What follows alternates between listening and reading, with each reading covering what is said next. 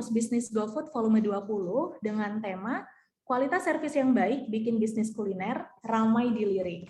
Nah, untuk rekan-rekan sekalian, perkenalkan nama saya Ica, saya yang akan menemani rekan-rekan semuanya sampai akhir acara nanti. Gitu. Jadi jangan sampai bosan-bosan ya semuanya lihat Ica hari ini. Nah, untuk rekan-rekan yang sudah bergabung juga, mohon bantuannya nih untuk isi absennya di kolom chat, caranya ketik nama outlet, strip kota, strip nomor handphone yang bisa dihubungi. Sekali lagi, buat rekan-rekan sekalian yang sudah bergabung, mohon bantuannya untuk isi absennya dengan cara ketik nama outlet, strip kota, strip nomor handphone yang bisa dihubungi. Gitu. Oke, nah mungkin Isya mau jelasin sedikit ya tentang acara kita hari ini. Jadi, Kampus Bisnis kali ini merupakan sebuah wadah edukasi pelatihan yang dilaksanakan rutin setiap minggunya bagi partner GoFood agar bisa belajar serta mempraktikkan ilmunya untuk meningkatkan transaksi dan juga mengembangkan bisnisnya. Gitu. Jadi seiring dengan proses pertukaran informasi yang semakin cepat, para pelaku usaha kemudian dituntut nih untuk tetap bisa relevan dengan kebutuhannya konsumen. Sehingga workshop kampus bisnis kita kali ini akan membahas mengenai kualitas servis yang baik, bikin bisnis kuliner ramai dilirik. Gitu.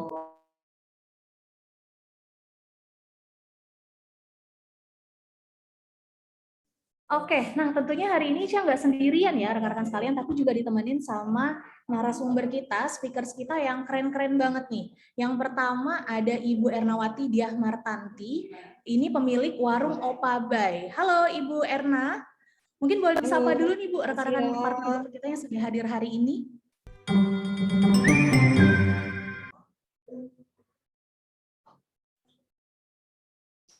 Selamat siang semua. Salam sukses. Oke, baik. Oke, tadi sudah disapa ya sama Ibu Erna, rekan-rekan sekalian. Nah, yang kedua ini ada Pak Angga Nugraha, selaku Head of Development Foodies. Halo Pak Angga, selamat siang. Apa kabarnya nih Pak? Halo, halo Mbak. Alhamdulillah kabar baik. Alhamdulillah kabar baik ya. Mungkin boleh Yap. disapa dulu nih Pak, rekan-rekan partner GoFood kita yang sudah hadir Halo hari ini. teman-teman partner GoFood, mudah-mudahan sehat selalu dan bisnisnya semakin cuan ya. Oke, nah nanti kita bakal mendengarkan lebih banyak ya rekan-rekan sekalian tentang materi ataupun insight yang bakal dibagikan sama dua speakers kita tadi.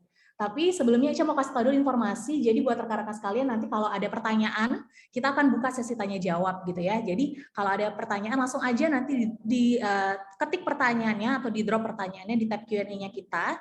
Caranya ketik nama outlet, strip kota, strip pertanyaan gitu. Karena nanti untuk yang nanya dan pertanyaannya terpilih dan dibacakan gitu ya, akan mendapatkan hadiah nih. Hadiahnya adalah GoPay senilai Rp100.000 untuk 5 pertanyaan terpilih gitu. Nah lumayan banget ya rekan-rekan sekalian. Jadi jangan sampai nggak nanya gitu loh, karena udah nanya nanti terus kemudian dapat hadiah juga gitu kan. Lumayan banget. Kemudian juga ada pesan sponsor juga. Tadi saya dapat bocoran bahwa nanti di akhir sesi acara kita hari ini kita bakal mengadakan sesi kuis berhadiah gitu. Jadi buat rekan-rekan yang sudah hadir hari ini mohon dipastikan untuk stay tune terus, jangan kemana-mana, don't go anywhere gitu ya. Dipastikan untuk ikutin acara kita hari ini sampai selesai nanti, karena siapa tahu kamu nih yang bakal memenangkan hadiah GoPay-nya.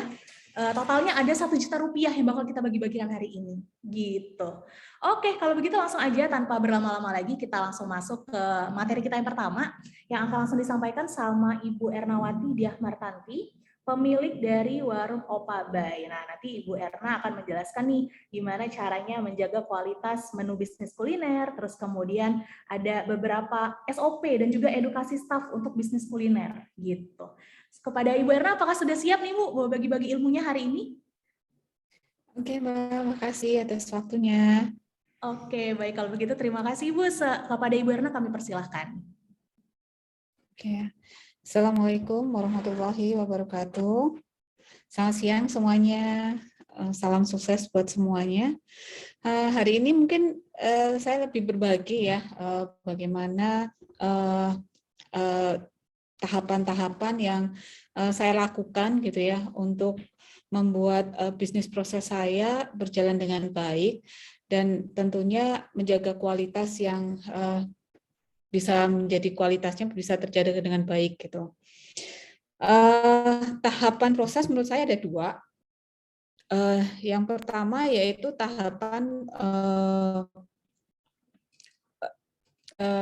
tahapan di proses sendiri itu mohon maaf, tahapan untuk menjaga kualitas yang lebih baik itu menurut saya ada dua, yaitu tahapan proses dan tahapan bagaimana kita maintain human, manusianya gitu. Next, Mas.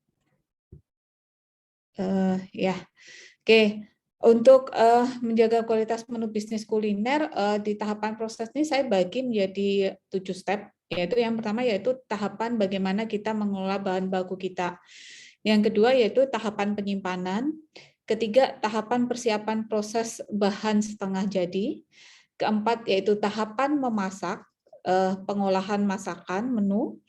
Kelima adalah tahapan masakan masuk dalam packaging. Kemudian keenam, tahapan penghantaran, dan yang terakhir adalah tahapan customer menerima pesanan. Saya mungkin berbagi sharing aja gitu apa yang sudah saya lakukan di warung Opabai. Next, Mas. Untuk tahapan bahan baku, sendiri saya bedakan menjadi 2 bagian, yaitu bahan baku yang tahan lama, dan yang kedua adalah bahan baku yang tidak terlalu lama, seperti sayuran. Tipsnya untuk memilih bahan baku yang tahan lama, yang pertama adalah disesuaikan dengan jenis kebutuhan masakan kita. Mencarinya harus mudah, karena kalau mencarinya nggak mudah, pada saat kita harus maintain bahwa itu harus bahan selalu ada, dan kadang-kadang ada, kadang-kadang tidak, maka kualitas masakan kita pun juga tidak akan terjaga. Yang ketiga, jika sudah dijadikan standar bahan-bahan tersebut, maka tidak boleh dirubah. Misalkan sama-sama saus gitu ya, kan ada beberapa merek saus gitu, kita pakai saus A, kemudian nanti karena bahan A susah gitu, kita berubah menjadi bahan B, menurut saya itu pasti akan membuat rasa masakan kita berbeda. Yang keempat, pada saat membeli harus lebih teliti mengenai bahan masakan kadaluarsanya dan terhadap perizinannya. Yang kelima, selalu update peluang vendor atau toko yang bisa memberikan harga terbaik dan kemudahan delivery sampai dengan tempat kita.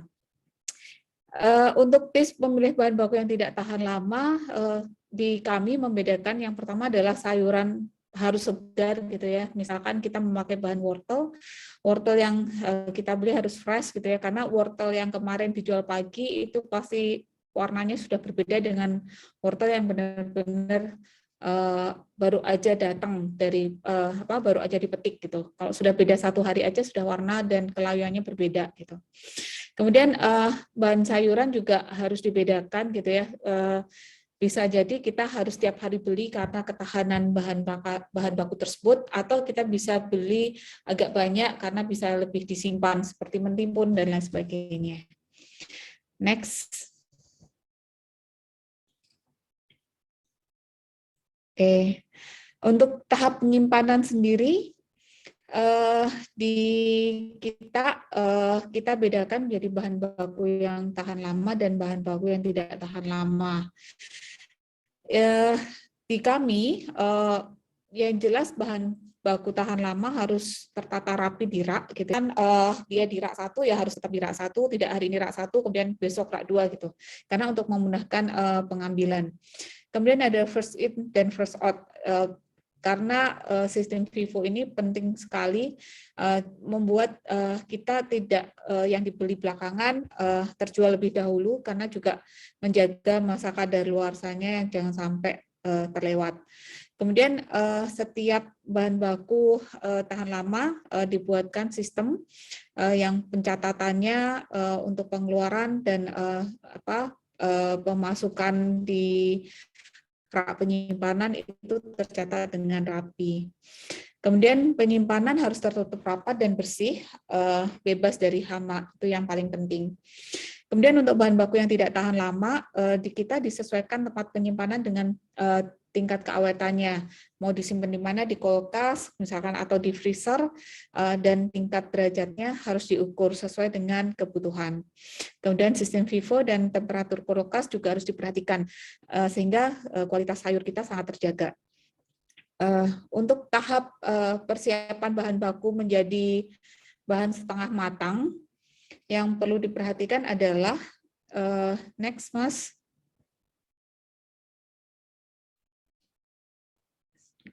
Oke. Yang pertama yang perlu kita perhatikan adalah bahan yang akan dimasak dipastikan dalam kondisi yang baik, segar, dan bersih.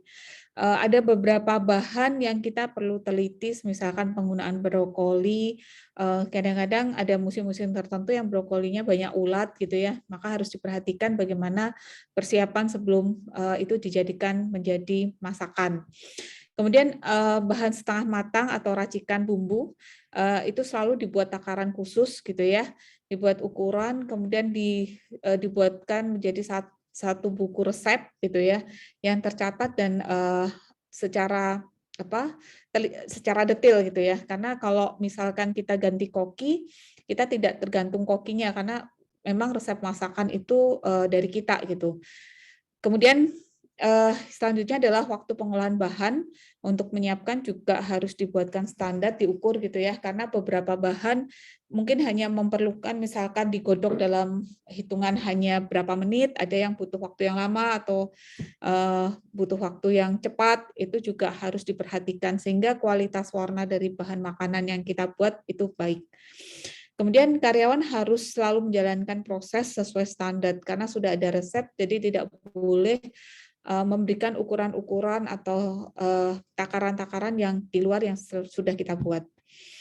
Next, kita sampai ke tahapan yang keempat, yaitu tahapan memasak, pengolahan menu gitu ya. Di sini berdasarkan pengalaman pribadi ya, dulu saya pernah membuka satu usaha kuliner gitu, tetapi memakai jasa orang lain untuk membuat satu resep atau satu masakan, tapi ternyata itu tidak berjalan baik. Maka dari pengalaman itu kunci dari masakan kami saat ini kami pegang sendiri gitu. Saya pegang sendiri sehingga siapapun kokinya harus sama gitu. Jadi bukan mereka yang menciptakan tetapi kita yang menciptakan. Untuk koki harus sesuai standar yang sudah kita buat yang jelas karena biar rasanya terjaga gitu. Kemudian urutan memasukkan bahan pun kita juga perhatikan gitu. Kenapa? Karena bahan di warung kami gitu ya banyak masakan sayuran sehingga jangan sampai warna sayuran itu harus diperhatikan oleh koki yang kita tunjuk. Next. Untuk yang kelima yaitu tahapan masakan masuk dalam packaging gitu ya. Yang pertama harus tertata rapi dan bersih. Kemudian standar packagingnya juga disesuaikan dengan jenis makanan. Artinya packagingnya tidak terlalu kopong gitu ya, tidak terlalu kosong gitu untuk makanan yang akan kita packing di dalamnya. Kemudian jenis masakan panas atau tidak panas itu juga harus kita perhatikan kuah atau tidak kuah gitu, sehingga sangat perlu untuk kita perhatikan packagingnya. Yang ketiga, setiap masakan dibuat standarisasi jenis dan ukuran packagingnya, termasuk penataannya. Jadi tata letaknya ini harus seperti apa, ukurannya harus seperti apa, harus kita buatkan standarnya, sehingga pada saat kita ada pergantian karyawan, standar itu bisa kita sosialisasikan kembali, dan mereka harus mematuhi standar yang sudah ada. Next.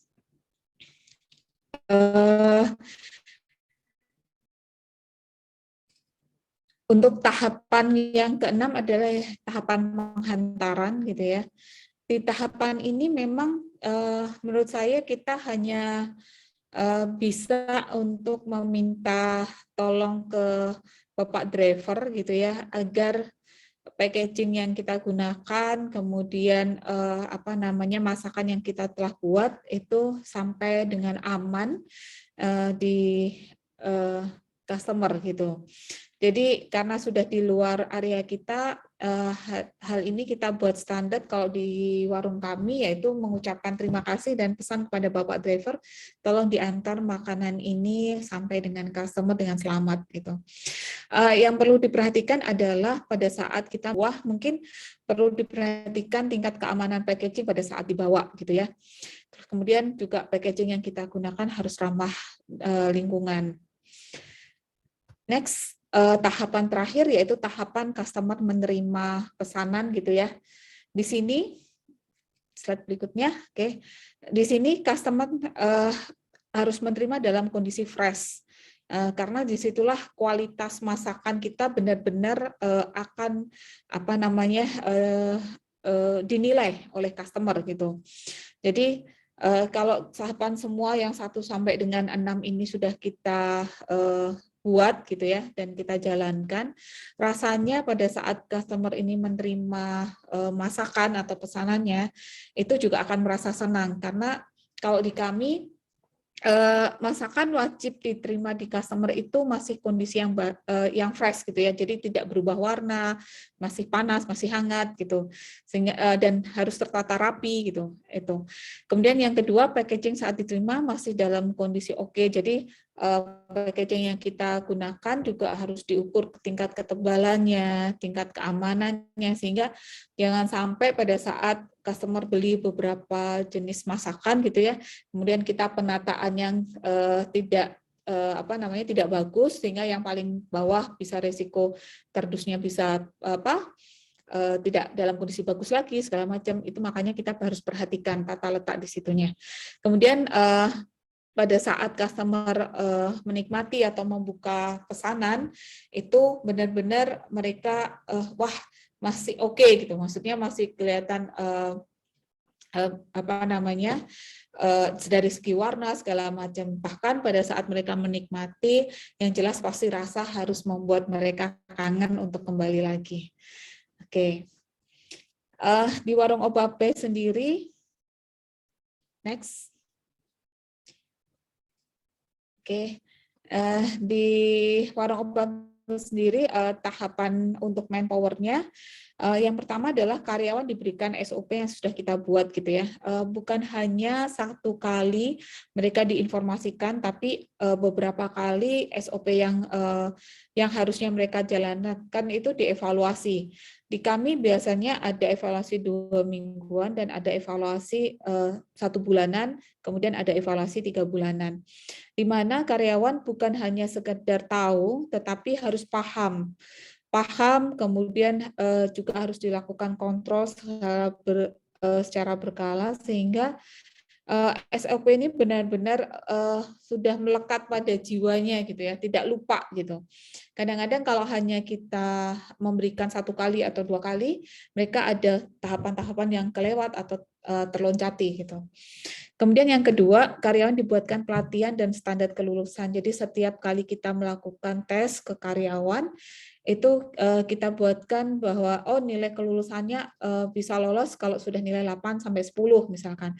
Dengan seperti itu rasanya kita punya standar karyawan kita 8 pun mereka harus nilai 8, kalau mereka tidak mendapatkan nilai 10, mereka nilai 8 pun kita langsung kasih tahu letak kesalahannya, sehingga karyawan benar-benar nantinya akhirnya benar-benar paham. Kemudian yang ketiga adalah karyawan dibedakan job desk-nya. Ini penting karena walaupun saya berawal dari benar-benar hanya saya dan suami yang menjalankan, sekarang alhamdulillah sudah 9 karyawan gitu ya untuk 1 warung. Ini penting kita jalankan mulai dari awal. Pada saat saya punya karyawan 1 sama punya karyawan 5 gitu ya, tetap mereka ada step job desk-nya masing-masing dan tidak overlapping job desk. Kenapa? Karena biar mereka kalau overlapping job desk nanti yang harusnya pekerjaan ini dijalankan jadi tidak dijalankan, atau ada penumpukan pekerjaan di sisi lain gitu.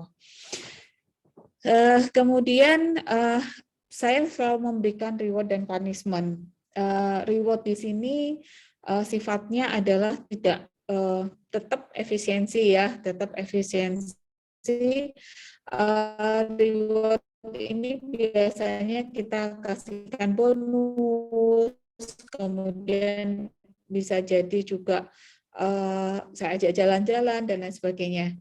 Untuk punishment di sini, misalkan mereka kesalahannya adalah mereka lompat-lompat SOP-nya gitu ya, itu 1 harian saya tungguin gitu ya, kemudian saya ingatkan sebagai punishment-nya dia untuk bisa lebih tertib dalam menjalankan SOP.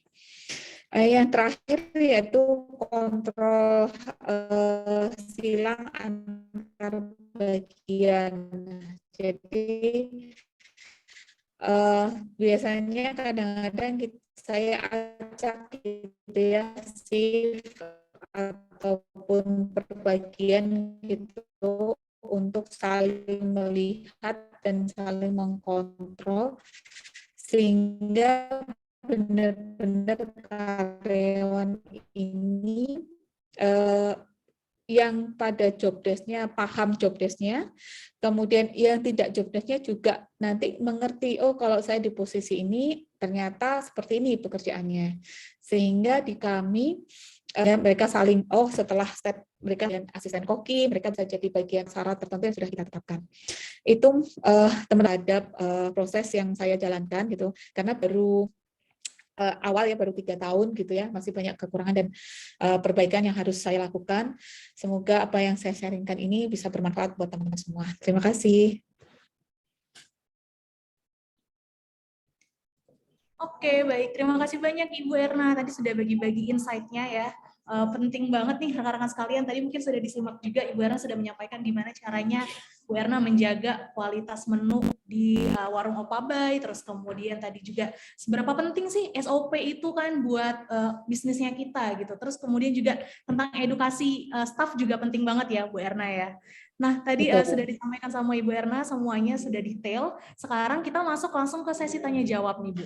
Ini sudah banyak banget pertanyaan yang masuk di tab Q&A-nya kita.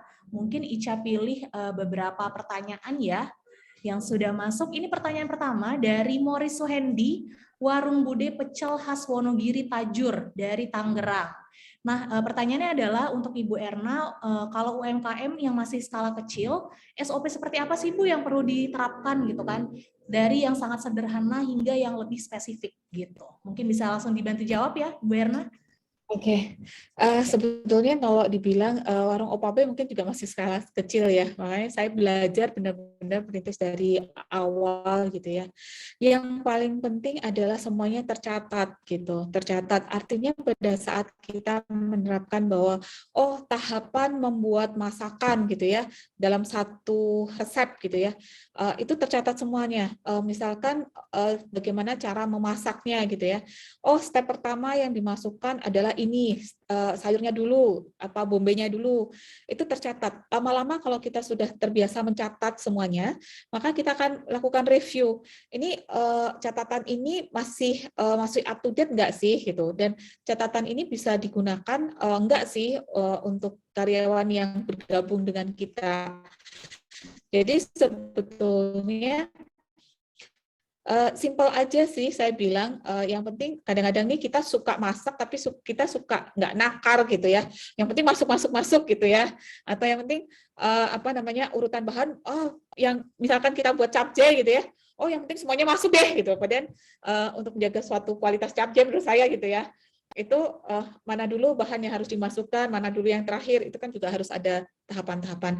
Menurut saya cukup simple aja sih. Lakukan yang pertama adalah mulai dengan mencatat dulu prosesnya, dicatat detail gitu, kemudian diamati waktunya. Oh kira-kira berapa lama sih yang pasti setelah catatan-catatan kecil ini sudah lengkap gitu ya, kita boleh naikkan menjadi buku standar SOP gitu ya, kita kumpulin dalam file, di Excelin gitu ya, dicatat, diberikan menitan misalkan, kemudian diberikan urutan, jadi lebih spesifik aja misalkan mulai dari bahan, mulai dari ukuran, mulai dari waktunya, seperti itu.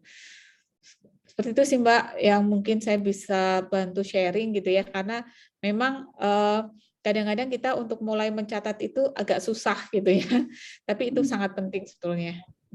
Oke, baik, terima kasih. Jadi kata kuncinya adalah dicatat nih. Jadi rekan-rekan sekalian boleh nih dicontoh Ibu Erna ya dari Warung Opabai, ini semuanya dicatat gitu, kayak takaran bahannya, terus kemudian lama memasaknya juga ya Bu ya, itu harus ditakerin semua tuh. Jadi sehingga nanti ketika orang yang memasak tuh, karyawan yang kita memasak itu tidak salah-salah gitu. Terus rasanya juga tetap terjaga gitu kan. Dari hari ini besok itu sama semua rasanya gitu ya Bu ya. Ya. Iya, Iya. karena menurut saya juga belajar gitu kenapa menu-menu ayam misalkan yang brand-brand besar itu bisa mau Sabang sampai Merauke rasa sama gitu kan, karena mereka juga punya standar gitu, makanya saya berkaca dari sana. Oke. Iya, benar banget. Jadi penting banget ya rekan-rekan sekalian, semuanya tuh harus dicatat gitu ya. Oke, kita langsung masuk ke pertanyaan kedua. Ini pertanyaan dari Ayam Geprek Putra Lawu, Tangerang Selatan. Bagaimana mengatasi di saat bahan baku naik semua nih Bu? Terutama di tepung terigu, apalagi itu adalah bahan utama kami. Gitu. Nah ini pertanyaannya tentang kenaikan harga bahan baku gitu ya Bu ya. Mungkin boleh langsung dibantu jawab ya Bu ya. Oke, kayaknya sama deh. Saya tepung itu juga jadi bahan utama gitu ya. Saat ini memang kondisi kan kita pilihan di kita gitu ya, mengganti merek yang lebih murah dengan kualitas yang nanti akan dipertanyakan customer, atau tetap beli tetapi kenaikan itu mungkin bisa dibikin tidak serta-merta menjadi kenaikan harga gitu. Memang saat ini kalau di kami yang saya jalankan gitu ya, memang kami belum menaikkan harga gitu, walaupun bahan bakunya semuanya hampir naik gitu ya.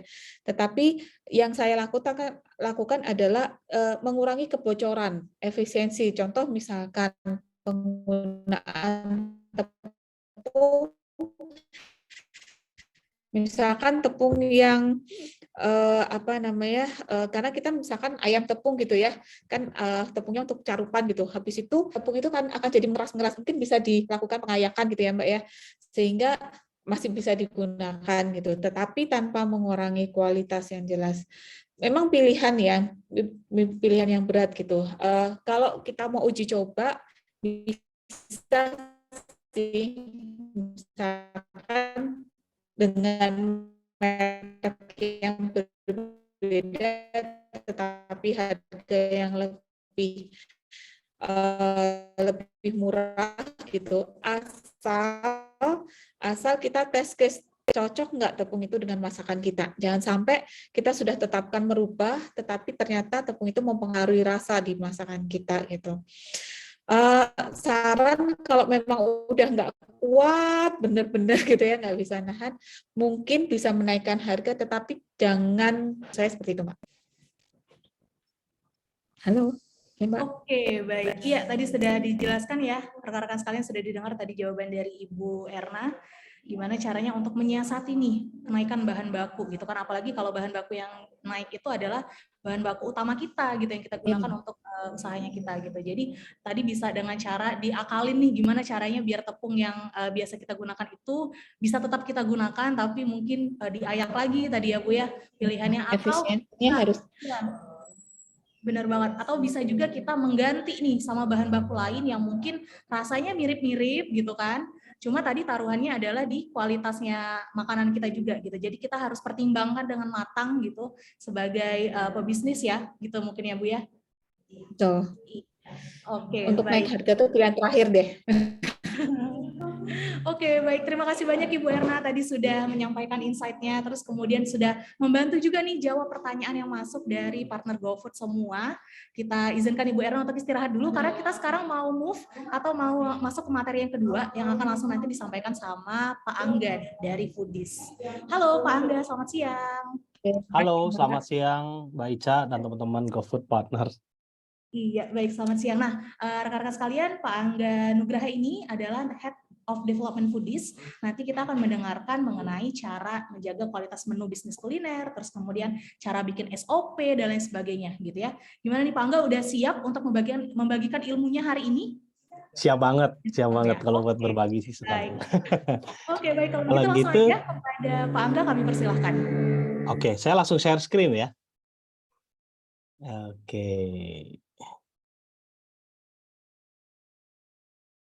Harusnya sudah terlihat ya layarnya. Boleh dikonfirm mungkin, Mbak?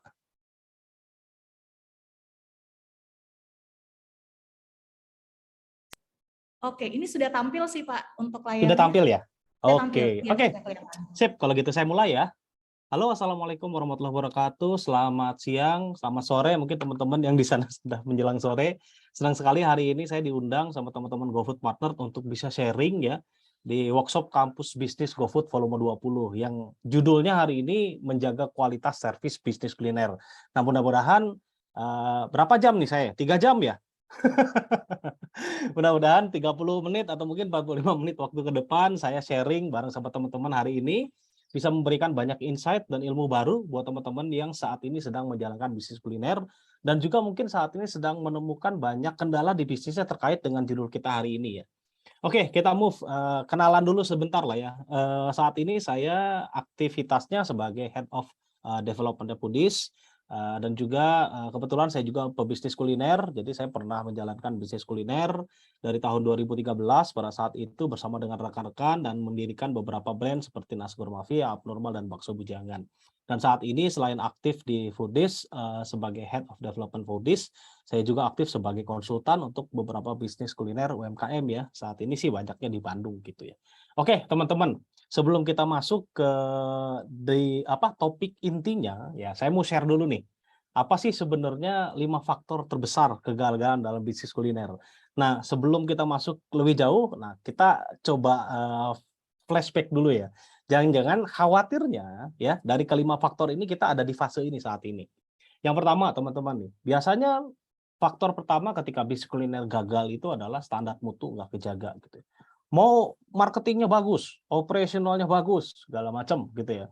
Kalau kualitas menunya tidak oke ya, rasanya tidak enak gitu ya, ujung-ujungnya tetap konsumen juga nggak akan balik lagi.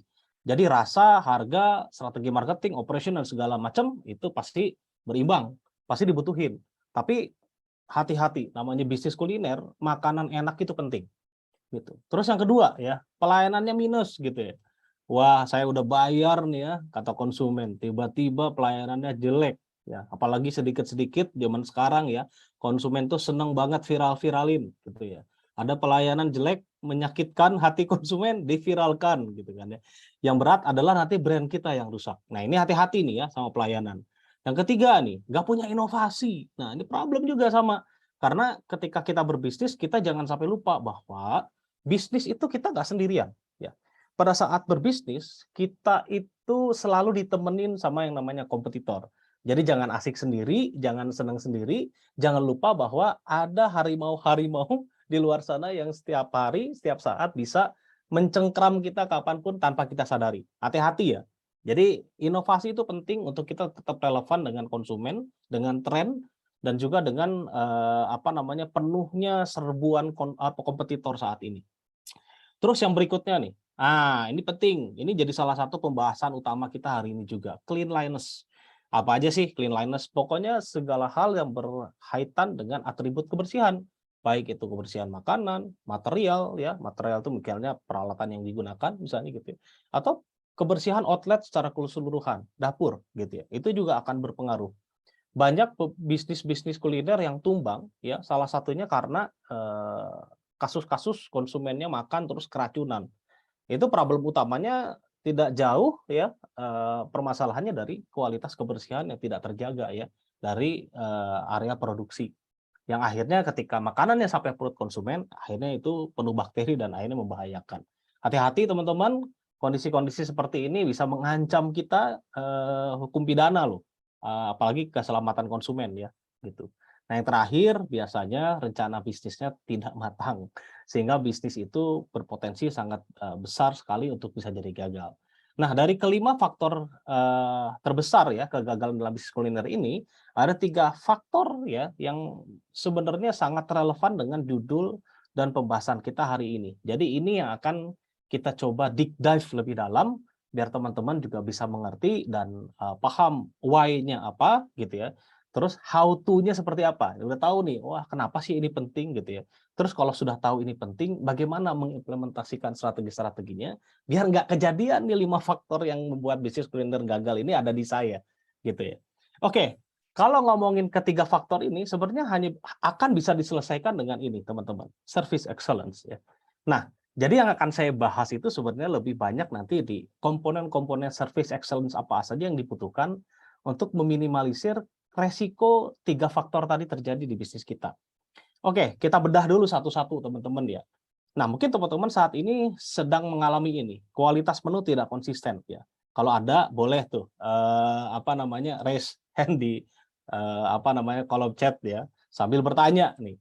Terus yang kedua, sudah ada SOP nih. Mungkin udah punya SOP-nya, tapi rasa kualitas itu masih bermasalah. Mungkin terjadi nggak? Mungkin banget. Karena saya pun menjalankan bisnis kuliner sudah cukup lama ya, hampir 9 tahun saat ini, gitu ya. Sudah punya SOP pun kadang-kadang ya ada aja kualitas menu yang tidak sesuai dengan standar yang seharusnya. Bagaimana itu bisa kita antisipasi? Nah, nanti kita jelaskan ya, satu-satu dulu. Ya, yang ketiga nih, biasanya sering terjadi nih, karyawan tuh nggak disiplin sanitasi, males ya, sering kejadian. Terutama saya sering perhatikan outlet-outlet yang sistem kontrolnya lemah atau mungkin belum punya SOP.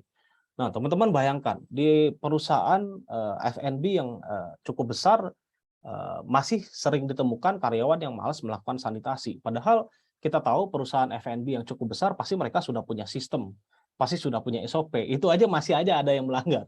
Nah, bayangkan kita nggak punya SOP, kontrolnya sangat lemah. Apa yang terjadi? Bisa jadi pelanggaran itu terjadi setiap hari di depan mata. Antara kitanya nggak ngeh atau nggak ngeh, itu yang jadi pertanyaan, gitu ya. Jadi kita nanti akan bongkar seperti apa ya sebenarnya seharusnya yang dilakukan sama karyawan biar mereka bisa disiplin sama sanitasi ini.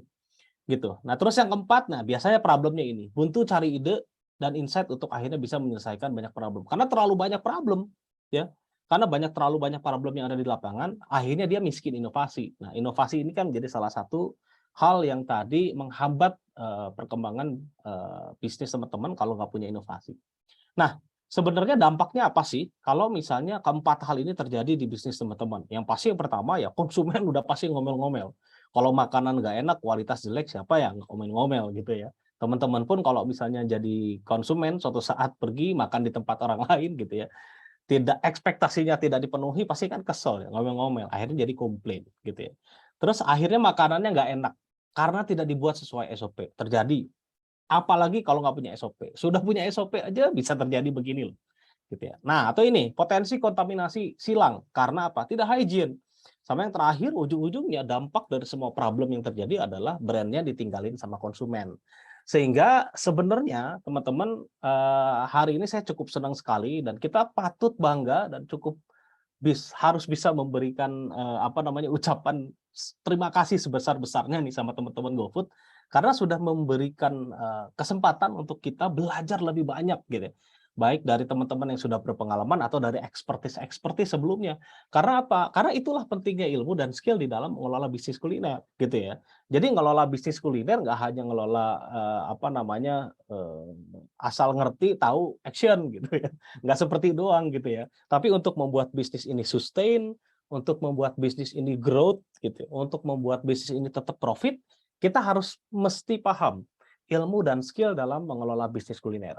Tapi sebelum jauh ngomongin ilmu, skill, dan segala macam, dari keempat hal tadi yang menjadi permasalahan kita perlu identifikasi dulu sebenarnya problem utamanya kita apa gitu ya. Oke, kalau dilihat dari problem-problem sebelumnya, ya problem utama kita udah jelas, kualitas menu kita nggak kejaga dengan baik. Ya. Terus yang kedua, anggap kita belum punya SOP. Yang ketiga, kita tidak menjaga food safety dan hygiene dengan baik. Yang keempat, komunikasi dengan konsumen ini nggak bagus, gitu ya. Komunikasi banyak hal ya, entah komunikasi di sosial media misalnya dengan konsumen tidak terjalin dengan baik. Konsumen ketika datang ke outlet misalnya makan dine-in gitu ke tempat kita, komunikasinya tidak terbangun dengan baik gitu ya. Atau konsumen yang saat ini mungkin diwakili sama driver-driver ya, yang komunikasi dengan drivernya nggak bagus. Sehingga apa? Sehingga kualitas brand itu tidak terdeliver dengan baik juga ke konsumen. Nah, ini menjadi permasalahan yang sering kali saya temukan ya di beberapa bisnis kuliner khususnya UMKM gitu ya. So, apa yang akan kita pelajarin hari ini? 3 hal. Bagaimana ngejaga kualitas, bagaimana menyusun SOP yang benar, dan bagaimana menjaga food and safety and hygiene. Sebenarnya kalau ngomongin food safety and hygiene, ini bisa workshopnya sehari 2 hari lebih teman-teman. Tapi dari sini, dari apa yang sudah saya pelajari bertahun-tahun, saya akan coba ringkas seminimal mungkin agar teman-teman semaksimal mungkin ya, agar teman-teman bisa dapat message-nya ya. Sambil nanti kita belajar terus-menerus dan cari sumber-sumber lain juga ya. Jadi jangan puas juga dengan sumber dari saya, nanti belajar dari Mbak Erna dan dari ekspertis yang lain juga. Oke, first thing first, teman-teman. Untuk membuat bisnis kita excellent, tadi kan ngomonginnya service excellent gitu ya. Kita mesti tahan dulu triangle role-nya, yang penting. Cleanliness, quality service. Sebenarnya jantungnya bisnis kuliner, kalau mau disenengin sama konsumen, mau disukain sama, disebelin sama kompetitor gitu ya, kita harus menjaga QSC ini, atau quality service dan cleanliness. Apa sih quality service and cleanliness ini? Ini saya akan coba jabarkan sedikit demi sedikit ya. Kita sekarang masuk ke milestone-nya quality dulu. Sebenarnya quality itu apa sih? Nah, quality itu sebenarnya ada 3. Kualitas di dalam bisnis kuliner itu dibagi dalam kualitas penetapan bahan baku yang kita gunakan, kualitas dalam penetapan vendor, dan juga kualitas pengiriman bahan baku. Karena apa? Penetapan bahan baku, pemilihan vendor, dan distribusi sistem yang kita tentukan ini akan menentukan raw material yang kita gunakan ini masih berada pada kondisi excellent atau tidak saat kita terima dan kita produksi untuk kita bisa deliver ke konsumen. Nah, ada beberapa indikator-indikator. Yang pertama nih ya, penetapan kualitas bahan baku. Ini harus penting nih, kita pahami juga nih. Oke, kalau ngomongin bahan baku kita harus tahu. Kalau kita jualan itu sama konsumen itu yang levelnya di mana sih? Apakah menengah ke bawah, atau ke menengah ke atas, atau menengah? Karena ini nanti akan menentukan harga jual juga dong, gitu ya. Nggak mungkin kita jualan, misalnya anggaplah ayam geprek harganya 50.000, yang beli anak SMP, gitu, anak SMA, nggak punya duit mereka, gitu ya. Pasti kita jual ayam geprek level ya buat anak sekolahan gitu ya. Nah, sehingga grade versus cost ini harus benar-benar diperhatikan. Pastiin grade yang kita gunakan juga ya minimal grade yang baik lah ya. Tapi cost yang kita keluarkan juga seminimal mungkin. Nah, dari sini nanti kalau ngomongin grade dan cost ini balik lagi nanti akan punya korelasi dengan pada saat kita memilih vendor. Pertimbangan proses produksi. Contoh misalnya, ketika kita membuat sebuah menu yang proses sehingga akhirnya menu jadi itu lama, itu benar-benar diperhatikan detail. Contoh misalnya bikin sayur lodeh. Kalau bikin sayur lodeh di outlet, itu pasti prosesnya lama. Ya, mulai dari sortir sayur, bersihin sayur, potong-potongin sayurnya, belum lagi godok kuahnya dan segala macam. Mungkin untuk jadi semangkok sayur lodeh, prosesnya cukup panjang. Semakin panjang proses pembuatan sebuah menu, semakin besar resiko produk itu rusak, produk itu bermasalah gitu ya. Sehingga kalau teman-teman perhatikan banyak di luar sana ya pebisnis kuliner yang outletnya udah gede-gede, mereka sudah menetapkan single pack, single service gitu ya. Jadi ambil frozen, towing, bikin panasin langsung keluar gitu ya. Teknologi itu udah dipakai, udah nggak zaman tuh prosesnya panjang-panjang gitu ya. Jadi perhatiin juga tuh. Jadi teman-teman kalau saat ini punya menu yang prosesnya panjang-panjang itu benar-benar dikontrol benar-benar ya gitu ya. Terus logbook bahan baku. Jadi logbook bahan baku tuh biasanya kalau kita terima barang dari supplier, kita catat nih. Si supplier ini tuh berapa kali histori pengiriman itu kualitas bahan baku yang dikirim itu seperti apa. Itu benar-benar dicatat. Sehingga kita tahu nih histori kualitas bahan baku yang kita gunakan selama 1 bulan. Misalnya kita tahu oh tanggal 7 kirimannya jelek, misalnya tomatnya buruk, apa segala macam itu tercatat semua gitu ya. Terus pertimbangkan volume optimum. Nah, beli banyak nggak masalah, tapi hati-hati, semakin kita beli banyak, semakin besar storage yang akan digunakan, dan semakin besar juga potensi barang tidak terserap kalau tiba-tiba salesnya turun. Ketika barangnya tidak terserap karena salesnya turun, gitu ya. Kalau bahan bakunya tahan lama, masih mungkin bisa aman gitu ya. Tapi yang terjadi adalah duit kita jadi tertahan di persediaan yang harusnya jadi sales gitu ya. Yang kedua adalah kemungkinan barang rusak itu menjadi besar, apalagi kalau barangnya tidak tahan lama. Itu hati-hati gitu ya. Terus pertimbangkan juga sustainability supply. Contoh ya ketersediaan supply ya. Contoh misalnya kalau kita pilih menu tertentu gitu kan ya atau bahan baku tertentu ya pastikan kita cari bahan baku yang memang secara stability ya stabil gitu kan ya. Pasti ada terus, jarang nggak ada gitu. Itu benar-benar diperhatiin.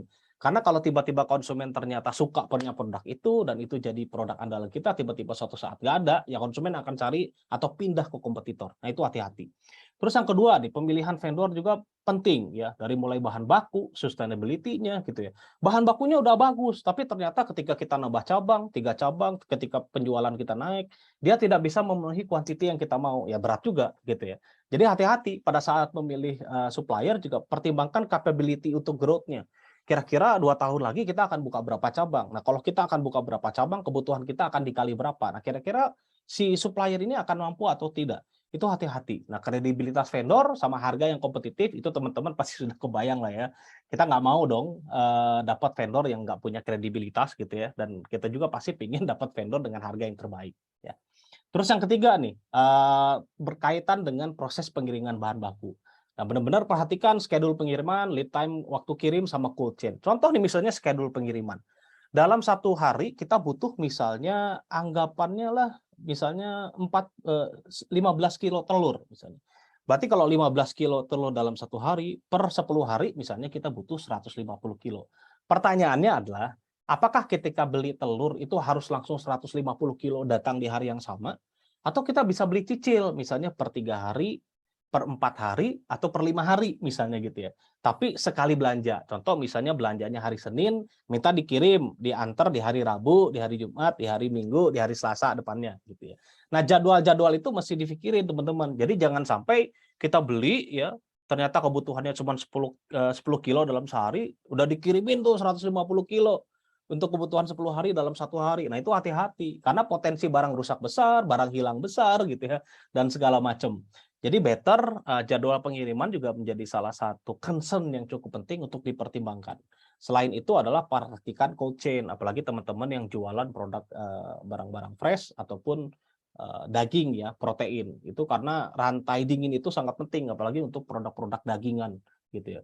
Jangan sampai taruh freezer, ternyata freezernya kualitasnya jelek, yang harusnya minimum minus 18 derajat gitu kan ya, ternyata dia cuma dapat minus 2 derajat gitu ya. Nah, ini udah mulai anggang bahaya nih. Atau yang harusnya di chiller nih. Chiller itu maksimal nggak boleh lebih dari 4 derajat Celcius. Karena di atas 4 derajat Celcius, bakteri itu akan tumbuh gitu. Bakteri itu akan bangun gitu. Tiba-tiba pas dicek kulkasnya atau chillernya di atas 6, di atas 4 ya, jadi 5 atau 6 derajat Celcius. Nah, itu udah harus hati-hati. Udah pasti kualitasnya menurun karena bakterinya hidup gitu. Dan kerusakan bahan baku itu pasti pun terjadi. Ya. Nah, itu tadi ya. Berikutnya adalah kualitas inventory. Ya, tadi kan produk ya, kedua inventory. Nah, ada 3 nih yang perlu diperhatikan. Mulai dari penyimpanan ya, jangka waktu, sampai first in, first out ya, FIFO atau FIFO. Nah, saya jelasin satu-satu ya. Kalau misalnya ngomongin standar packing, chill, freezing segala macam ya, ini pastiin standar ruang simpan kita itu benar-benar terjaga, bersih ya. Ya jangan sampai ada hama ya, tikus, kecoa, semut dan segala macam gitu ya. Labeling, jangan sampai salah gitu ya. Barang yang sudah masuk itu, apalagi teman-teman kalau sudah punya cabang banyak ya, nggak bagus kalau nggak punya labeling. Mana labeling itu isinya biasanya jadwal expired gitu ya, jadwal barang datang dan segala macam. Karena itu akan membantu tim di lapangan untuk menfilter mana produk yang harus dikeluarin, mana produk yang masih layak digunakan dan segala macam. Sama racking manajemen. Nah, contoh misalnya, nyimpen bahan baku makanan disimpan di bawah gitu, tapi chemical di atas. Nah, itu kan problem gitu kan ya. Nah, nanti teman-teman mungkin perlu ada satu sesi khusus ya, jika ada waktu dan jodoh, gitu, belajar lah racking management system. Nah, ini nanti akan ada materi khusus sih, cuman saya nggak bisa jelasin sekarang karena cukup panjang pembahasannya. Tapi yang pasti racking management ini adalah satu manajemen yang mengajarkan kita untuk menyimpan bahan baku itu sesuai dengan karakternya, gitu ya. Mana barang protein, mana yang karbo, mana barang yang cepat rusak, mana barang yang cepat keluar, mana barang yang jarang keluar dan segala macam, gitu ya. Terus jangka waktu inventory itu lebih banyak ke pilihin nih tadi ya, mana barang fast moving, mana barang slow moving gitu. Pertimbangkan lifetime-nya. Oh, kalau yang lifetime-nya lama gitu ya, disimpannya di paling belakang. Kalau lifetime-nya pendek, disimpannya di paling depan, sehingga ketika karyawan ngambil makanan atau ngambil bahan baku, pasti ngambil yang lifetime-nya lebih cepat habis dulu daripada ngambil lifetime-nya pendek. Nah, kalau ketukar kan repot gitu. Nah, pertimbangkan juga packing size sama ruang simpen ya. Nah, ini kalau teman-teman yang nanti biasanya sudah mulai mau ekspansi atau outletnya udah mulai gede-gede. Yang ketiga, milestone of quality adalah di peralatan. Nah, jadi pastiin peralatan yang kita gunakan juga peralatan yang proper. Contoh misalnya, kita udah pakai bahan baku paling bagus, bumbu paling enak gitu ya. Tapi ketika dimasak kualitasnya jadi nggak enak. Bisa jadi karena apa? Karena kualitas kompor kita juga nggak bagus gitu ya. Misalnya yang harusnya bikin ayam itu minimal suhu 160 derajat Celcius untuk bisa dapetin juicy dan juga kriuknya ayam crispy gitu ya. Ternyata kompor kita nggak bisa mencapai angka itu. Yang akan terjadi adalah kualitas menu kita jadi nggak oke, nggak bagus. Padahal bahan baku sama bumbunya sudah enak. Nah, jadi alat juga penting.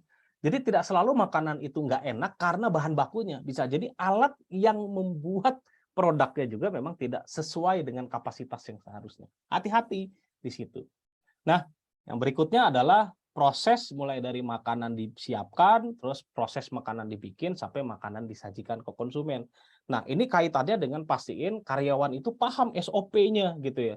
Bagaimana SOP membuat mie goreng, nasi goreng, segala macam. Ketika SOP ini sudah dipahami sama semua karyawan, harusnya makanan yang dideliver ke konsumen itu adalah makanan yang perfect, yang standarnya sudah bagus. Tapi kalau misalnya ada kualitas yang tidak sesuai, pasti ada yang salah di rangkaian proses ini. Mulai dari prepare, produksi, sama proses penyajiannya. Ini benar-benar harus dikontrol serius, teman-teman. Nah, tadi kalau ngomongin quality, yang kedua kita ngomongin service. Apa aja sih service, indikator-indikatornya? Nah, pastiin ketika teman-teman mau memastikan servisnya bagus, ada 4 hal nih. Sikap karyawannya, attitude gitu ya. Kecepatan layanannya oke, jangan kelemer-kelemer gitu kalau ngelayanin konsumen gitu ya. Terus mampu menghandle komplain, sama yang paling terakhir adalah after sale service. Untuk after sale service nanti saya kasih contohnya di belakang ya, gitu ya. Nah, yang terakhir tadi kan QSC ya, quality, service, yang terakhir adalah cleanliness, C. Apa cleanliness itu? People cleanliness, berarti kebersihan orang ya. Personal grooming, outfit grooming, nanti saya kasih tahu di belakang. Infrastructure cleanliness, berarti infrastruktur itu meja, lantai, dinding gitu ya. Bisa jadi semua meja udah bersih gitu ya. Tiba-tiba di atas ada debu, pluk, jatuh gitu dari atap. Itu bisa aja terjadi. Atau misalnya dari baling-baling tuh. Kita kan suka males kadang-kadang tuh bersihin baling-baling atau AC yang ternyata di atas tuh banyak debunya. Utensil berarti pisau, garpu dan segala macam bersih. Restoran area berarti area parkir, area kasir dan segala macam. Itu wajib bersih. Wajib oke dilihat. Ya, bersih itu sebenarnya tidak ada debu ya, tidak lengket, tidak basah, tidak ada air menggenang gitu ya. Dan juga tidak kotor gitu, bersih. Nah, jadi pastiin teman-teman QSC ini benar-benar diperhatikan. Nah, indikatornya untuk melihat QSC ini jalan atau tidak ya pastiin aja dengan kelima panca indera ini ya. Dicium ketika outlet ini bau enggak. Kalau misalnya ada bau itu pasti ada yang kotor gitu. Karena biasanya bau-bau yang muncul di outlet itu karena ada sisa-sisa protein yang menempel di area outlet, entah itu di meja, di piring, di lantai segala macam yang akhirnya berkerak terlalu lama tidak bersih-bersihkan akhirnya memunculkan bau. Terus dari pendengaran itu biasanya lebih ke kenyamanan konsumen. Dari apa yang dilihat, wah jangan lihat nih, jangan-jangan ada jaring spider, laba-laba, hati-hati ini. Sering kejadian. Smell, bau gitu ya, sama yang disentuh. Nah, biasanya saya kalau datang ke outlet atau ke restoran gitu ya, saya suka iseng pegang mejanya. Kalau mejanya lengket, kotor, berarti kualitas kebersihan outletnya tidak terjaga. Gitu. Itu teman-teman. Nah, untuk menjaga QSC ini jelas harus dengan SOP. Nah, bagaimana menyusun SOP-nya? Tadi ada yang bertanya, namun mudah-mudahan penjelasan singkat ini nanti membantu teman-teman ya. Sebenarnya menyusun SOP itu sederhana. Perlu adanya input ya, plus proses, terus output-nya ada gitu ya. Kalau ngomongin SOP, output-nya tuh pasti kan pingin makanannya berkualitas, produknya berkualitas. Berarti untuk dapat output yang oke, perlu ada input yang benar, perlu ada input yang bagus dan juga proses yang benar, gitu ya. Nah, input itu apa aja? Bahan baku, peralatan dan perlengkapan dan juga SDM-nya. Kalau ngomongin bahan baku berarti kan tadi kan quality of food material. Kalau ngomongin peralatan dan perlengkapan berarti quality of equipment dan utensil. Kalau SDM berarti quality of orang, people-nya, gitu ya. Kalau proses adalah si SOP-nya itu sendiri, tahapannya, checklist-nya. Nah, ketika input dan checklist atau proses ini dijalankan dengan baik, pasti hasilnya, output-nya bisa dikatakan 99% harusnya bagus. Sederhananya gini, teman-teman ya. Untuk membuat SOP yang berkualitas, misalnya teman-teman ingin membuat sebuah produk gitu kan ya. Nah, buat dulu tahapan proses memasak yang benar. Itu seperti apa? Di checklist. Oh, untuk membuat mie goreng itu tahapan proses masaknya apa? Oh, 1 siapin A, 2 siapin B, 3 siapin C dan seterusnya. Terus yang kedua, setelah tahu proses masaknya, bikin standar equipment yang tepat. Oh, untuk Poin 1 nyiapin A butuh equipment apa aja gitu ya. Untuk nyiapin poin 2 equipmentnya apa aja gitu ya. Nah, terus yang ketiga ya, setelah tahu tahapannya seperti apa, peralatan yang digunakan seperti apa standar orang yang seharusnya bisa menjalankan itu. Oh, orangnya harus paham di luar kepala SOP-nya. Oh, orangnya harus pakai hand gloves. Oh, orangnya tidak lupa pakai hairnet biar ketombenya nggak turun-turun ke makanan gitu ya. Terus standar produksinya, oh standar grooming-nya tadi saya bilang ya, jangan lupa pakai apa namanya celemek dan lain sebagainya. Nah, ini teman-teman yang biasanya teman-teman perlu lakukan kalau teman-teman mau bikin SOP. Tapi saya udah bikinin sebenarnya satu cara sederhana kalau mau teman-teman bikin SOP dengan simple khusus untuk UMKM. Sebenarnya kalau ngomongin SOP nggak perlu ribet-ribet teman-teman. Yang penting dibaca karyawan, mereka ngerti, itu udah cukup. Nah, biasanya kalau saya bikin SOP itu, saya biasanya susun dengan apa namanya dokumen yang biasa saya sebut dengan istilah Station Observation Checklist. Ini sebenarnya bahasa industri ya sebenarnya. Tapi teman-teman anggap aja ini adalah SOP, begitulah ya. Jadi SOP ini biasanya ketika saya bikin ya, ini terdiri dari 6 section. Mission place, quality, preparation, cooking, plating, sama clean as you go.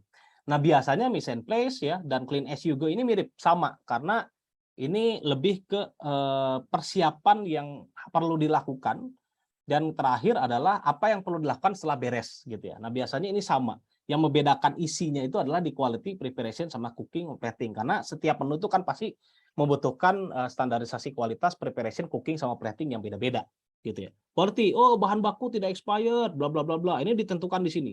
Preparation, oh harus berdoa dulu. Siapin 1 pack, siapin 400 gram, siapin teko air 1 liter dan seterusnya. Proses masaknya seperti apa, proses platingnya seperti apa. Nah, ini kalau saya jelasin panjang, nah, karena waktu kita agak pendek, nanti teman-teman bisa baca ini ya. Nanti saya akan share sama teman-teman GoFood Partner, ya, teman bisa baca dan bisa langsung bikin di rumah karena ini sangat gampang banget dan harusnya bisa diimplementasikan. Gitu. Nah, kita udah punya SOP untuk mengontrol tadi ya kualitas tadi QSC. Tapi tidak akan jalan tetap kalau apa? Kalau orangnya tidak disiplin.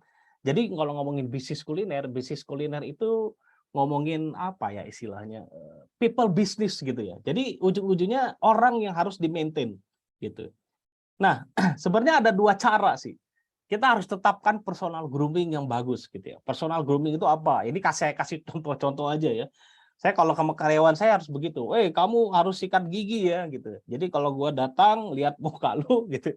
Jangan sampai kamu ketawa tiba-tiba ada jigongnya gitu ya. Atau tiba-tiba giginya kuning atau tiba-tiba saya menemukan bubuk cabai di gigi kamu. Jangan sampai seperti itu gitu ya. Kamu harus mandi, kamu harus cuci rambut, cuci tangan dan segala macam. Dan kalau perlu peralatan-peralatan yang mendukung sanitasi itu disiapin. Kayak tempat cuci tangan, sabunnya gitu ya. Bahkan saya di outlet itu menyediakan sabun cuci muka teman-teman gitu. Jadi kalau karyawan itu kelihatan mukanya udah berminyak gitu ya siang-siang karena dia mungkin di dapur terus gitu ya. Terus berminyak mukanya, saya suruh cuci muka. Kamu cuci muka dulu biar segeran gitu mukanya. Biar kayak artis-artis gitu mukanya. Jangan kucel-kucel gitu. Nah, itu penting karena ketika konsumen ngelihat yang glowing-glowing kan seneng zaman sekarang gitu. Terus yang kedua nih ya, outfit grooming. Kalau tadi kan personal grooming ya. Yang kedua tuh outfit grooming. Kalau personal itu lebih ke perawatan diri. Kalau outfit itu lebih apa yang dia gunakan. What they are wear gitu. Apa yang mereka pakai. Oh, contoh, kalau manajer mungkin boleh pakai jam. Tapi kalau saya khusus untuk karyawan dapur itu tidak diperkenankan untuk menggunakan aksesoris apapun. Baik itu anting, cincin, gelang, jam tangan, tali apalah gitu aksesoris itu nggak boleh karena itu adalah tempat di mana bakteri itu berkumpul ya bakteri itu adanya di situ dan tantangan yang akan pertama kali dihadapi paling sulit itu biasanya adalah membuat mereka disiplin karena untuk membuat mereka menuruti ini tuh memang butuh proses dan juga butuh contoh ya kita sebagai pemimpin sebagai pemilik bisnis Anda sebagai bos-bosnya kasih contoh yang baik juga jadi ketika Anda ngajarin tim masak di dapur, ya Anda juga pakai grooming yang baik. Pakai hand gloves, pakai celemek, pakai hairnet, dan segala macam. Untuk memastikan semua prosesnya dijalankan dengan baik. gitu ya. Jadi sebenarnya pertanyaannya hanya balik ke diri kita sendiri, mau itu terjadi atau tidak. Kalau tidak ya tidak akan pernah terjadi sampai kapanpun. Gitu teman-teman ya. Nah, yang terakhir nih ya, yang terakhir. Kita sudah siapin semua prosesnya yang bagus.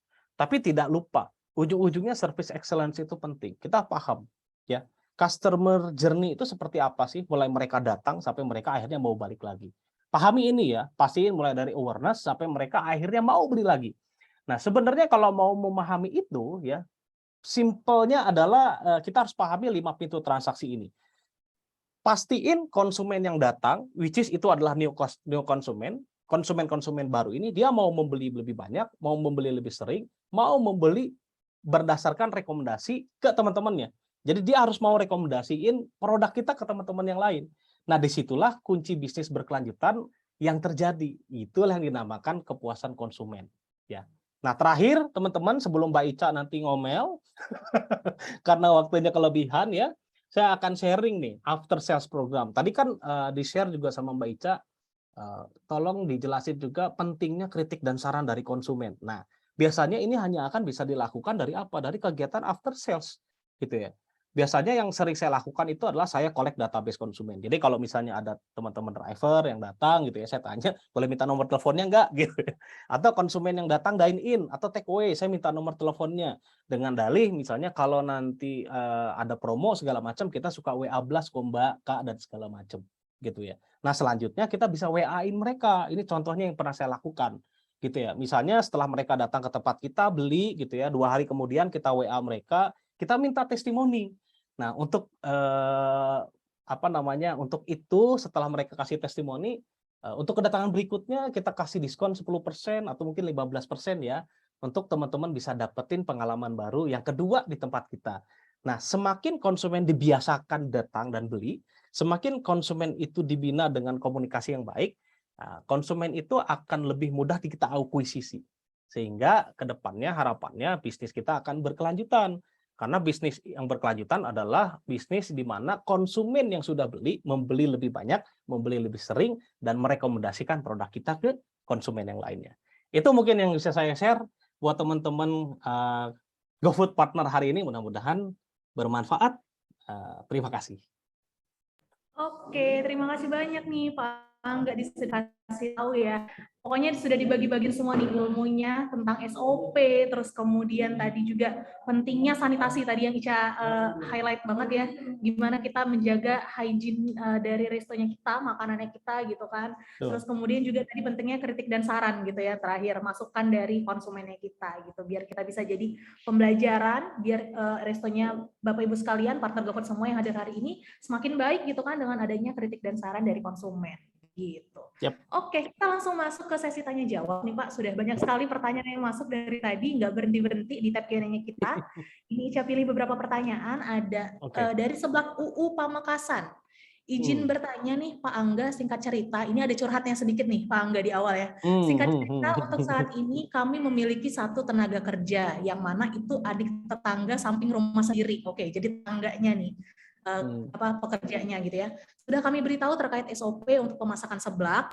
Pernah suatu saat pas owner lagi belanja di luar outlet, alhasil ada orderan masuk, jadinya terpaksa ditolak karena karyawan kami tidak hafal untuk SOP memasaknya gitu. Jadi nggak hafal nih urutan-urutan untuk masak seblaknya gitu kan, padahal udah hampir sebulan kerja. Nah, mohon tipsnya nih Pak Angga, gimana caranya untuk melatih karyawan tersebut agar bisa cepat tanggap ketika ada orderan tanpa harus ada kami atau ownernya di outlet gitu. Ini ada curhatnya sedikit nih ternyata Pak Angga yang bisa langsung dijawab nih Pak Angga.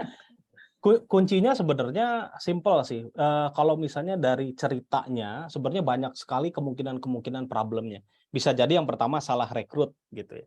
Bisa jadi yang kedua salah cara nge-trainingnya gitu ya. Bisa jadi yang ketiga memang orangnya yang bermasalah gitu.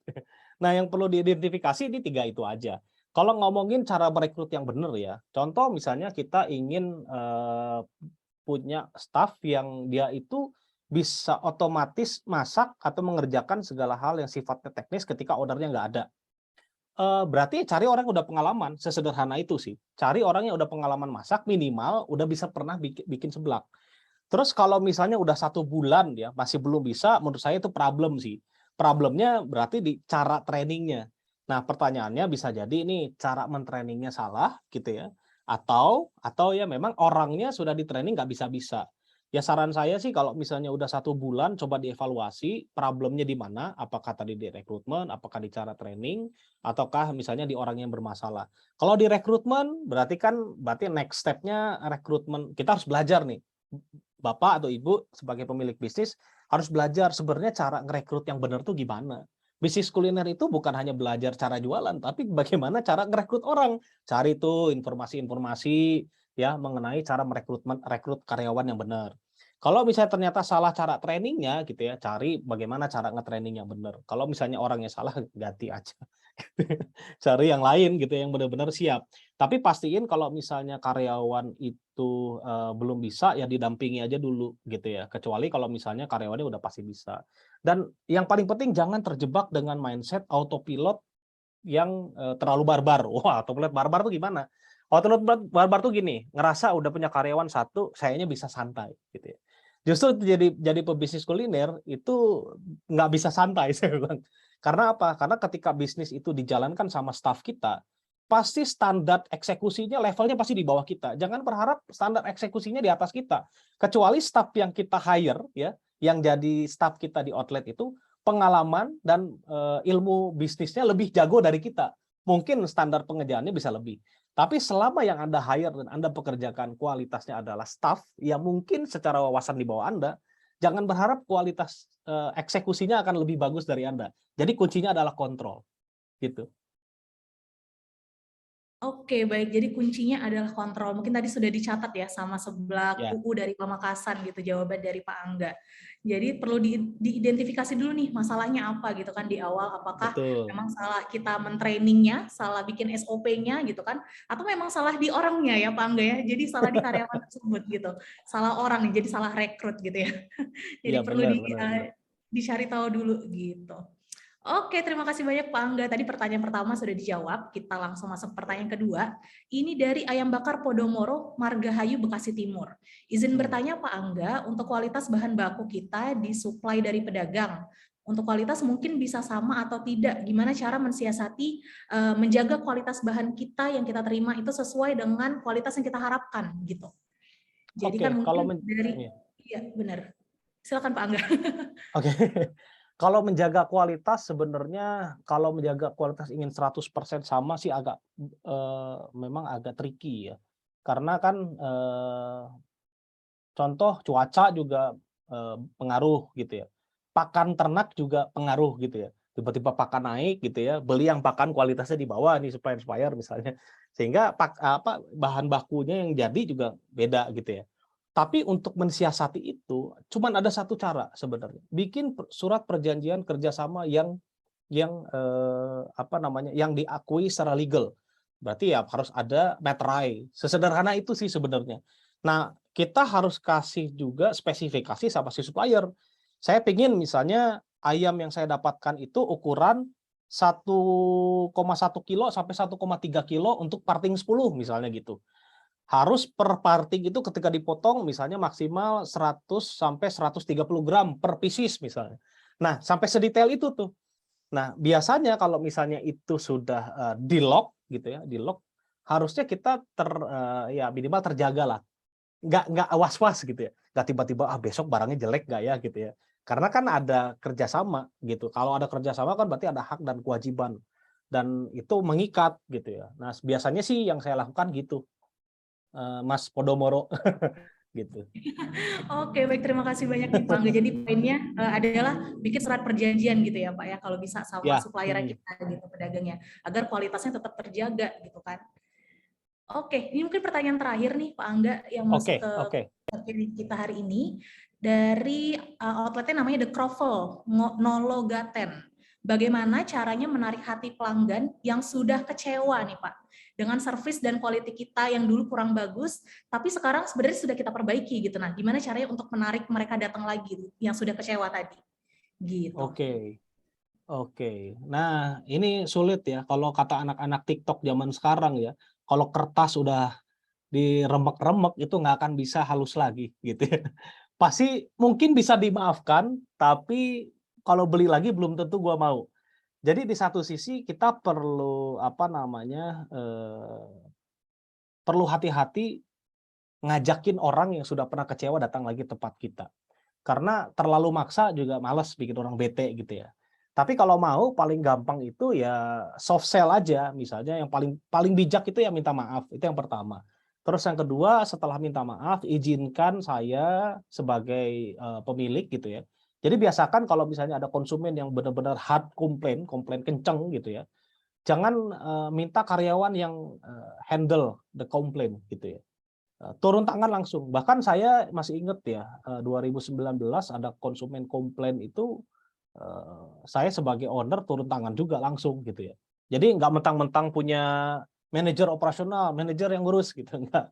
Tapi kita turun humble as owner, pebisnis gitu kan ya, minta maaf langsung dan bilang gitu sebagai bukti rasa bersalah dan pemahaman kami terhadap ini segala macam bla bla bla bla gitu ya. Izinkan kita misalnya kasih sampel dan segala macam. Tapi setelah itu ya sudah, jangan berharap dia akan beli lagi gitu ya. Karena ujung-ujungnya konsumen kalau misalnya dia memang nanti sudah beres gitu ya, nanti juga dia akan nyoba lagi sih kalau mau gitu ya. Tapi jangan berharap gitu ya. Nah, agak susah kalau misalnya harus narik lagi. Yang pasti kita fokus aja ke konten yang oke gitu ya. Kan kita jualan mungkin ada pakai sosial media, bikin promo-promo. Nah, fokusnya di situ aja. Jadi hilang 1 tumbuh 1000, fokusnya di situ aja. Tapi yang satu ini benar-benar di-maintain gitu ya, benar-benar dijagain dan pastiin jangan sampai terulang kalau misalnya ada komplain-komplain yang nggak oke lagi gitu. Itu sih biasanya yang saya lakukan gitu. Oke, baik. Terima kasih banyak Pak Angga jawabannya. Jadi yang pertama ya harus dievaluasi dulu kalau misalnya emang kita salah gitu kan, kita perbaiki kesalahannya, terus jangan sampai diulang kembali gitu ya Pak ya. Yes, udah Dan juga pasti. sebagai pemilik bisnis, sebagai owner itu juga jangan takut gitu untuk maju ke depan untuk minta maaf sama customernya kalau memang ternyata dari kitanya yang salah begitu. Jangan lupa juga untuk ditarik sama promo-promo juga ya Pak tadi, konten-konten menarik Iya. di sosial media kita, terus promo-promo. Jadi Bapak Ibu sekalian boleh nih langsung aja daftar promo di GoFood-nya gitu ya. Jadi biar pelanggan-pelanggan yang tadinya kecewa, biar mau pesan lagi, balik lagi gitu kan, ngebujuk lagi mereka untuk balik lagi datang ke tempatnya kita. Gitu. Oke, terima kasih banyak Pak Angga tadi sudah kasih insight-nya, terus kemudian jawab-jawab pertanyaan juga gitu ya di sesi tanya jawabnya. Nah, sama-sama. baik, kalau begitu Ica izinkan dulu untuk istirahat dulu nih Pak Angga, karena selanjutnya kita akan move ke sesi berikutnya nih. Oke, rekan-rekan sekalian, untuk sesi berikutnya, nah ini dari tadi ditunggu ya, mungkin dari tadi sama rekan-rekan semuanya, sesi kuis berhadiah. Tadi di awal sudah Ica kasih tahu, kita akan mengadakan kuis berhadiah di akhir sesi presentasinya hari ini, akhir sesi materinya. Jadi nanti untuk sesi kuisnya ini, rules-nya itu Ica akan bacakan satu pertanyaan, berikut dengan pilihan jawabannya gitu ya. Jadi ada jawaban itu ada A, B, atau C gitu. Jadi buat rekan-rekan yang tahu nanti jawabannya langsung aja diketik hurufnya gitu di kolom chat, A, B, atau C gitu ya. Menurut rekan-rekan paling benar dan tepat gitu jawabannya. Oke, sudah paham ya semuanya. Waktu menjawabnya cuma dikasih waktu 3 detik aja, jadi nggak lama. Rekan-rekan yang tahu jawabannya langsung aja diketik di kolom chat gitu. Udah pada paham ya semuanya? Coba di chat dulu di kolom chatnya. Kalau sudah paham, kita langsung mulai untuk bacain pertanyaannya. Udah paham? Oke, baik kalau begitu. Didengarkan baik-baik ya pertanyaannya. Tadi ini sudah disampaikan juga sama narasumber kita di materinya tadi. Pertanyaannya adalah, berikut ini cara menjaga kualitas menu restoran, kecuali, jadi yang salah nih. A, sanitasi karyawan dan area dapur. B, SOP dan edukasi staf. Atau C, mesin kasir. Ayo langsung dijawab ya. Waktunya cuma 3 detik aja, nggak lama. Yang tahu jawabannya langsung diketik di kolom chat. 3, 2, 1, selesai. Terima kasih banyak semuanya sudah menjawab. Oke, terima kasih sudah tidak terima jawaban lagi ya. Terima kasih banyak. Nanti akan dicek sama timnya kita nih, kira-kira siapa sih yang berhasil untuk mendapatkan GoPay-nya. Hadiahnya GoPay, totalnya ada 1 juta rupiah yang kita bagi-bagikan hari ini. Jadi masing-masing pemenang, ada 10 orang pemenang itu dapat 100.000 rupiah. Gitu. Oke. Nah, sebelum Ica mengumumkan pemenangnya, Ica mau kasih tahu dulu nih, sekarang kita mau launch polling ya. Jadi rekan-rekan sekalian yang sudah hadir hari ini, mohon bantuannya untuk diisi pollingnya yang akan tampil gitu di layar handphonenya atau device-nya rekan-rekan masing-masing. Oke, ini sudah tampil belum ya kira-kira pollingnya? Nah, ini ada beberapa pertanyaan, jadi pollingnya ini terkait acara kita hari ini. Ada 5 pertanyaan nih, tinggal diklik-klik aja jawabannya yang menurut rekan-rekan paling sesuai gitu ya. Kalau sudah diisi pollingnya, boleh dikomen lagi di kolom chat. Sudah gitu, atau done gitu ya. Sudah, baik. Oke, ini sudah ada yang isi pollingnya. Oke. Terima kasih untuk yang sudah isi pollingnya. Terima kasih banyak Bapak-Ibu sekalian. Nah, selanjutnya Ica bakal membacakan tadi pemenangnya nih, yang ditunggu-tunggu ya. Sudah ya semuanya? Oke. Nah, ini untuk pemenang sesi kuisnya tadi. Yang pertama ada Stephen Chung, yang kedua ada Heli Halim, ketiga Vinka Chandra, keempat Kristiadi Anjasmoro, kelima 1 2 3 4 ya, kelima Takbir Mulawansyah, terus keenam ada Oki Seblak UU, ketujuh ada Dapur Zahra Sosis Bakar Klumprit, kemudian ada Nur Aini Seblak Lenger, terus yang ke-9 ada Astrid Abakri, dan yang ke-10 ada Yan Fei Tukiman. Selamat! Semuanya ada 10 orang pemenang berhasil mendapatkan 100.000 GoPay, nanti akan dihubungi sama timnya GoFood ya untuk pembagian hadiahnya, ditunggu aja gitu. Nah, rekan-rekan sekalian yang sudah mengikuti kampus bisnis hari ini, rekan-rekan juga bisa nih mengakses yang namanya Bistips gitu. Mungkin tampil slide selanjutnya, Bistips ini rekan-rekan sekalian nanti bisa akses di aplikasi GoBisnya ya. Jadi caranya nanti buka aja tab lainnya, kemudian pilih Bistips, kemudian pelajari dulu nih deskripsi singkat mengenai Bistips, lalu klik lanjut. Kalau sudah dilanjut, kemudian klik setuju untuk melanjutkan gitu kan. Nah, kalau sudah nanti akan diarahkan ke berandanya Bistips, tinggal pilih aja bahasa yang sesuai rekan-rekan mau gitu. Kalau misalnya mau pilih bahasa Indonesia, diklik aja bahasa Indonesia gitu ya. Kemudian nanti akan ada pesan selamat datang di Bistips, kemudian klik langsung mulai. Nah, kalau sudah mulai, nanti akan bisa mengakses beragam atau berbagai jenis materi yang sudah kita upload di Bistips-nya gitu ya. Jadi rekan-rekan sekalian bisa belajar nih di Bistips gitu kan. Jadi bisa dibuka di kapanpun dari manapun rekan-rekan berada. Gitu. Oke, selanjutnya buat rekan-rekan yang punya pertanyaan ya, layanan Gojek juga bisa langsung menghubungi pesan bantuan atau fitur bantuan di aplikasi GoBisnya gitu. Jadi diklik aja halaman bantuan di aplikasi GoBis dan juga bisa join nanti ke komunitas partner GoFood yang ada di Facebook dan juga di Instagram kita di @GoFoodPartners. Oke, nah sudah selesai semua nih acara kita hari ini. Terima kasih banyak kepada Pak Angga dan juga Ibu Ernawati ya tadi, mohon maaf. Ibu Ernawati dan juga Pak Angga yang sudah bagi-bagi ilmunya hari ini sama semua partner GoFood yang hadir. Semoga bisa membantu partner GoFood ya semuanya untuk memajukan usahanya dan bisnisnya masing-masing gitu. Kemudian kepada semua partner GoFood juga terima kasih banyak sudah meluangkan waktunya untuk hadir ke kampus bisnis kita hari ini. Semoga bisa bermanfaat semua yang dibagikan hari ini gitu. Kemudian Ica mewakili tim yang bertugas hari ini, memohon maaf apabila ada salah-salah kata dan perbuatan.